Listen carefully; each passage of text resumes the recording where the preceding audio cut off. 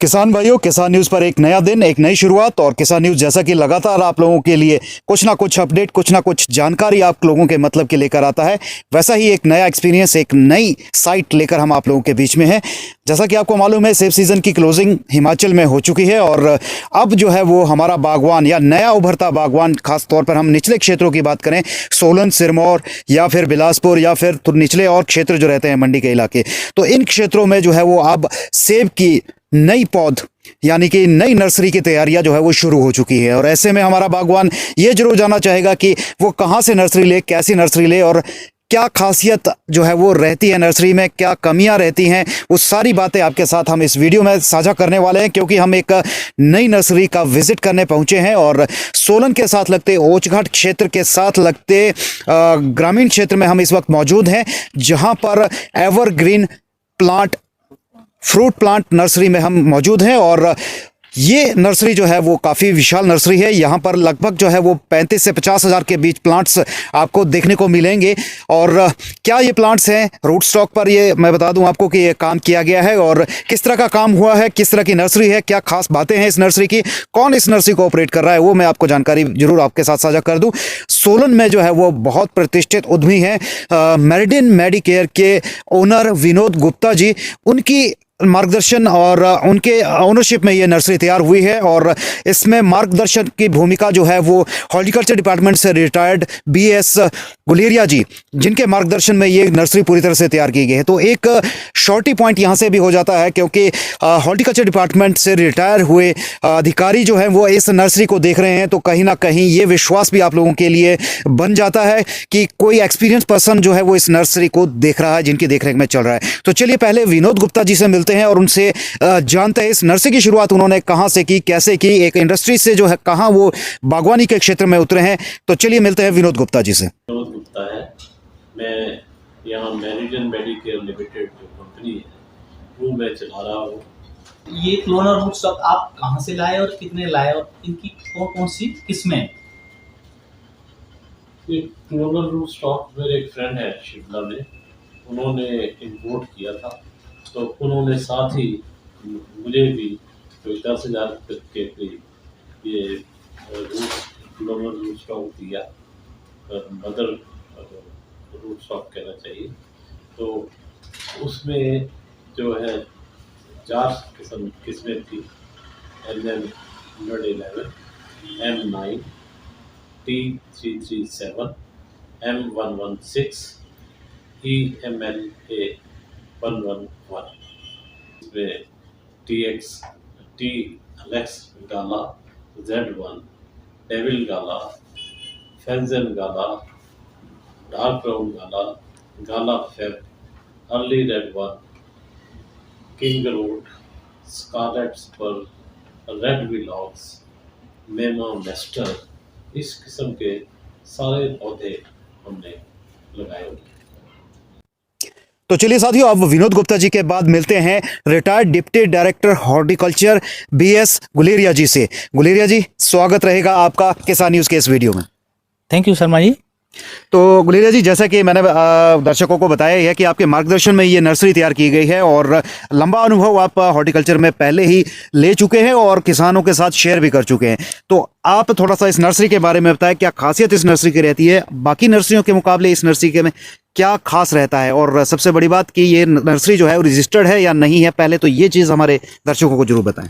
शर्मा जी, ये पहला काम जिस बागवान या किसान ने नर्सरी का काम करना, नर्सरी प्रोडक्शन का, उसको पहले ये डिपार्टमेंट ऑफ हॉर्टिकल्चर के पास रजिस्टर्ड करवानी बहुत ही ज़रूरी होती है। तो ये गुप्ता जी ने नर्सरी पहले रजिस्टर्ड करवाई है डिपार्टमेंट ऑफ हॉर्टिकल्चर के पास जी। अच्छा, दूसरा है कि ये क्लोनर रूट स्टॉक पर ही क्यों चले गुप्ता जी। तो क्लोनर रूट स्टॉक का ऐसा है विचार कि जैसे आया हमारे स्टेट डिपार्टमेंट ऑफ हॉर्टिकल्चर के थ्रू कोई 25 से 1 साल पहले क्लोनर रूट स्टॉक, मैं आपको बताऊं कि शुरू में तो पूरे स्टेट में सीडलिंग पे ये कार्य होता था कि पाल्टी जिसको बोलते हैं हम लोकल भाषा में, पाल्टी पे सेब की कलमें लगाकर वही बगीचे तैयार हुए थे। कुछ समय बाद जब उनमें दिक्कतें आई क्योंकि बाल्टी पे सीडलिंग पे जो प्लांट होता था बहुत बड़ा प्लांट होता था, जिसकी हम जो डिस्टेंस होता था प्लांट टू प्लांट 6 मीटर का लेते थे। 250 पौधा 175 से 250 पौधा पर हेक्टेयर आता था केवल। तो उन चीज़ों को सबको मद्देनजर रखते हुए डिपार्टमेंट हॉर्टिकल्चर ने और स्टेट डिपार्टमेंट ने सोचा कि भाई क्लोनल रूट स्टॉक ऐसा होता है कि जो जेनेटिकली सेम वेरी होते हैं और वेजिटेटिव मीन से तैयार किए होते हैं, वो बीज से तैयार नहीं किए होते हैं, उनको हाइब्रिडाइजेशन से या सिलेक्शन से तैयार किया होता है क्लोनल रूट स्टॉक। आज की डेट में 20 रूट स्टॉक तैयार होकर आ गए हैं मार्केट में।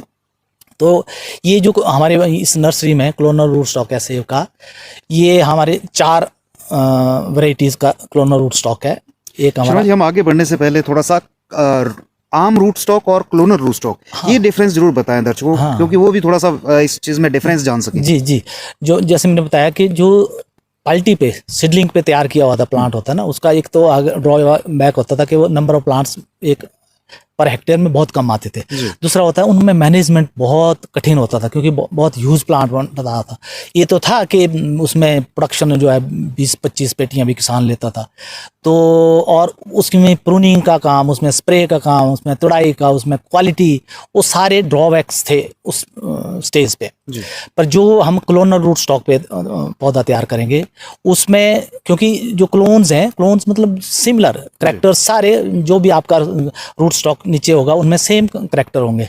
तो ये क्योंकि वेजिटेटिव मीन से तैयार किए हुए हैं, तो इनमें जो करैक्टर एक पौधे में होंगे वही सभी में होंगे, क्योंकि तैयार ही उसी वेजिटेटिव मीन से किया। प्लांट तो एक छोटा होगा, और प्लांट छोटा होगा, वो छोटा ज़्यादा तो नहीं वो कह सकते हम, क्योंकि वो रूट स्टॉक पे डिपेंड करेगा, है नहीं। पर जो कलमे लगाएंगे उसमें यूनिफॉर्मिटी आएगी, वो एक ही टाइम पे सारा प्रोडक्शन जो है एक टाइम पे आएगा और यूनिफॉर्म प्रोडक्शन होगा, क्वालिटी प्रोडक्शन होगा।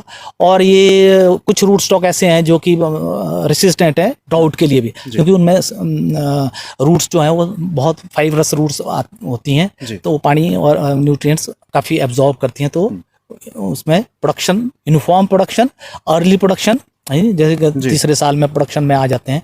जबकि हमारा जो पाल्टी पे सीडलिंग पे तैयार किया हुआ पौधा अगर हम किसान लगाता है तो 10 साल के बाद प्रोडक्शन में आएगा, 15 साल में फुल प्रोडक्शन में आता था, है नहीं।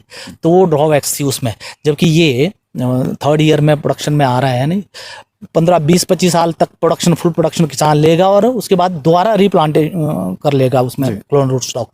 तीसरा जो ड्रॉबैक्स थी वो ऐसी थी कि जो पाल्टी पे तैयार किया गया जो पौधा था सेब का, जब अपनी लाइफ पूरी स्पैन ख़त्म कर लेता था, तो उसके बाद जब दोबारा हम उसमें सीडलिंग से ही सीडलिंग पे तैयार किया हुआ पौधा लगाते थे, तो उसको हम बोलते थे भाई रीप्लांट प्रॉब्लम्स हैं। मीन्स उसमें ऐसे एक्सक्रीट्स होते थे पौधे की जड़ों के कि उसमें दोबारा वो पौधा पाल्टी पे लगता ही नहीं था। तो इसलिए ये रूट स्टॉक कुछ ऐसे हैं जो कि उस प्रॉब्लम को सॉल्व करते हैं। जी शर्मा जी, बिल्कुल उभरते हुए हमारे बागवानों के लिए बहुत अच्छी जानकारी है और बड़ी यूज़फुल जानकारी रहेगी। हम आते हैं, आपने वैरायटीज़ बताई थी कि हमारी नर्सरी में जो है वो 4 तरह की वैरायटीज़ पे काम किया गया है।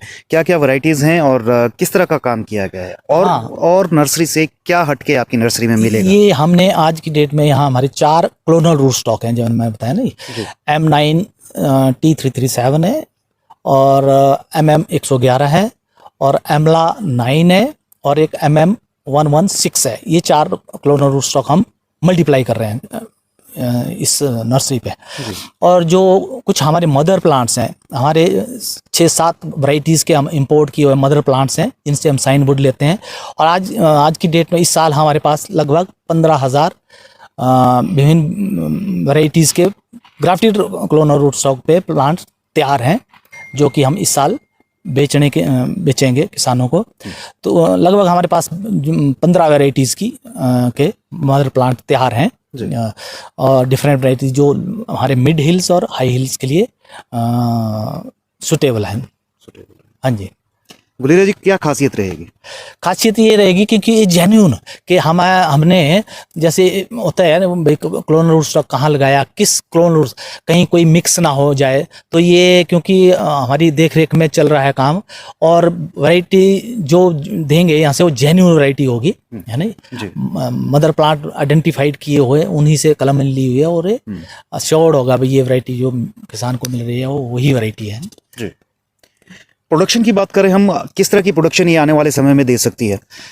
ये जैसे क्लोनर रूट स्टॉक पे है नहीं, क्लोनर रूट स्टॉक पे अगर हम किसान की बात करें कि जो 3rd या 4th ईयर में आधा पेटी से भी अगर एक प्रोडक्शन स्टार्ट होता जी। है ना, और मैक्सिमम अगर एक प्लांट एक पेटी भी देता है तो वो भी उसके लिए बहुत फायदेमंद है।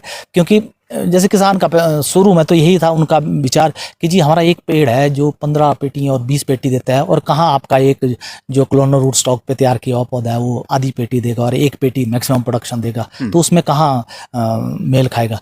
पर ऐसा नहीं है। जैसे मैंने बताया कि जो पाल्टी पे तैयार किया हुआ सीडलिंग पे पौधा था वो हमने बताया 6 मीटर बाई 6 मीटर पे लगाया गया है नहीं। तो आज की डेट में उस डिस्टेंस पे ये जो हमारे क्लोनर रूट स्टॉक पे हैं, आप तो इतने हाई डेंसिटी में आ गए हैं किसान के 1.5 मीटर बाई 1.5 मीटर पे भी पौधे लगा रहे जी। हैं, तो उससे 3 गुना 4 गुना पौधे एक उस एरिया में आते हैं और अकॉर्डिंगली प्रोडक्शन भी उतना ज़्यादा होता, और प्रोडक्शन इन द सेंस कि वो क्वालिटी प्रोडक्शन होगा, ए ग्रेड फ्रूट्स उसमें से निकलेगा। बिल्कुल, उसमें वेस्टेज भी कम होगा, आपका लेबर कॉस्टिंग भी कम आएगी। जी जी, लेबर कॉस्टिंग, और फिर इनकी मेंटेनेंस जो है, मैनेजमेंट है वो, जैसे आपका प्रूनिंग का कोई यहाँ ज़्यादा प्रूनिंग की दिक्कत नहीं होगी। स्प्रेइंग, अगर आपने स्प्रे करना, पहले तो हम बड़े बड़े पंप लेने पड़ते जो कि 25-25 30-30 फुट तक उनका जाए नोजल है नहीं, तो वो दिक्कतें वैसी होती थी किसान को। अब वैसा है नहीं, अब आप मैक्सिमम 15 फुट तक अगर आपका प्लांट गया तो उसको मैनेज करना है नहीं, उसमें स्प्रे करना, उसमें प्रूनिंग का सारे काम आसान हो गया इन क्लोनर रूट स्टॉक पे। तो ज़्यादा हम किसान को इसका मकसद भी इसका है, जैसे हमारा सिरमौर और सोलन एरिया के जो जितने भी नज़दीकी किसान हैं वो स्टार्ट आप 15-20 प्लांट्स अपने नर्सरी के लिए रख लें और 100-200 प्लांट्स शुरू करें, तो और प्लांट्स आपको अवेलेबल, आपको टेक्निकल नो हाउ मेन चीज़ ये है कि हम अपना नंबर उनको दिए होते हैं कि अगर कोई भी दिक्कत आपकी आगे प्लांटेशन में या उनकी आफ्टर केयर में आती है तो हमारे से कांटेक्ट करें, हम उनको पूरी जानकारी इसके बारे में दें।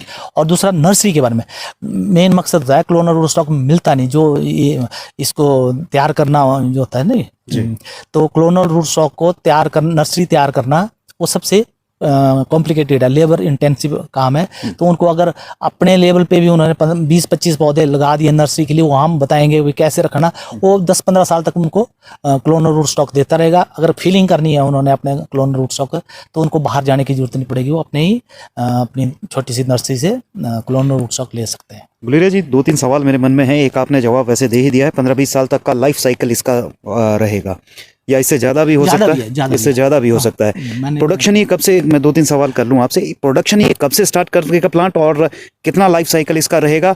और तीसरा, आज की डेट में जितनी ज़्यादा प्रॉब्लम्स आ रही हैं एप्पल बेल्ट में, तो ये इसमें जो है वो रेजिस्टेंस कैसी है? क्लोनल रूट स्टॉक में है तो है, इसमें केयर बहुत करनी पड़ती है नहीं, मतलब एब्सेंटी फार्मर्स नहीं क्लोनल रूट स्टॉक पे अपना बगीचा चला सकता है। केयर है उसमें, केयर इन दी सेंस है कि पानी ज़्यादा इकट्ठा ना हो, है नहीं, वाटर लॉगिंग कंडीशन में इसमें वाइट रूट रॉट लगने के बहुत चांस रहते हैं नहीं।